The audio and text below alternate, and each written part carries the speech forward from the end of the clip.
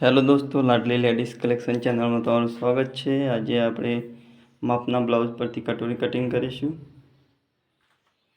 સૌપ્રથમ માપના બ્લાઉઝની કટોરી માપી લેવી। પોચ છે,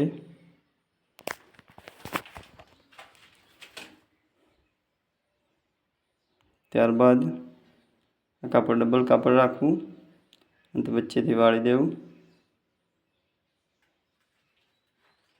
અહીંયાથી આ રીતના કટોરી વાળી દેવી।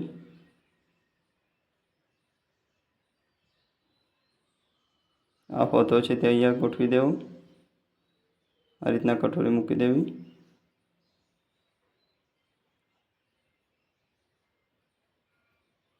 અહીંયા માર્જિંગ કરી લઈશું।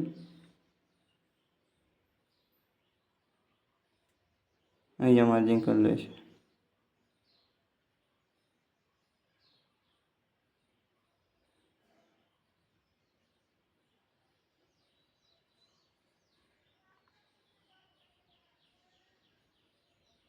આ રીતના શેપ આપી દેવું।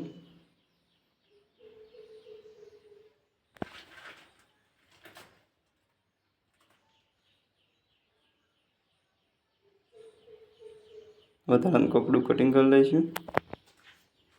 ત્યારબાદ નીચેથી પણ કટિંગ કરી લેવું જેથી કરીને સરળતાથી ફાવે।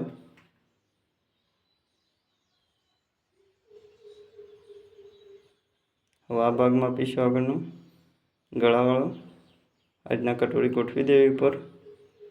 ત્યારબાદ માર્જિંગ કરી લઈશું બંને સાઈડે।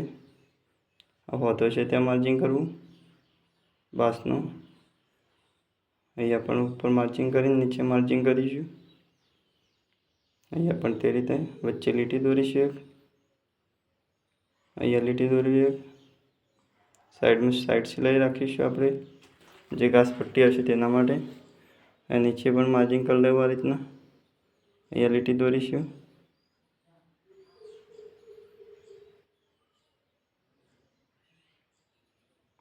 અહીંયા ચેકો મારી દેવો, વધારાનું કટિંગ કરી દેવું। અહીંયા માર્જિંગ કરી લેવું। અહીંયા શેપ આપી દઈશું ગળાનો।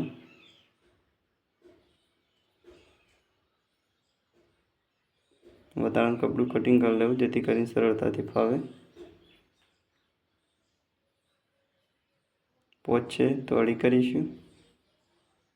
અહીંયા અડી કરવાનું ચેકાથી અને અહીંયા મારી દેવાનું અડી। સિલાઈને નીકાળી દેવાનું, પહેલાંથી નીકાળેલું જ છે।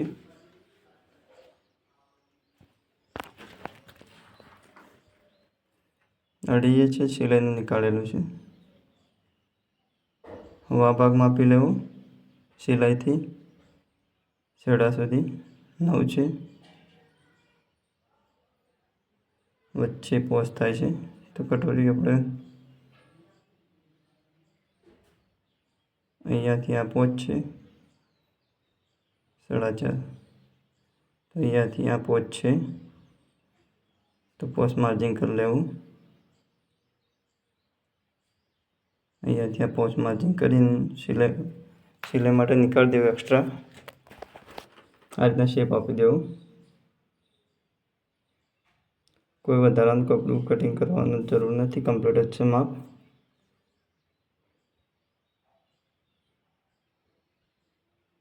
સિલાઈ રાખવી તો હોય તેટલું કપડું રાખી અને બીજું કટિંગ કરી લેવું। પોચની કટોરી છે એ જોઈ શકો છો। આ વિડીયો જોવા માટે મારી ચેનલ સબસ્ક્રાઈબ કરો।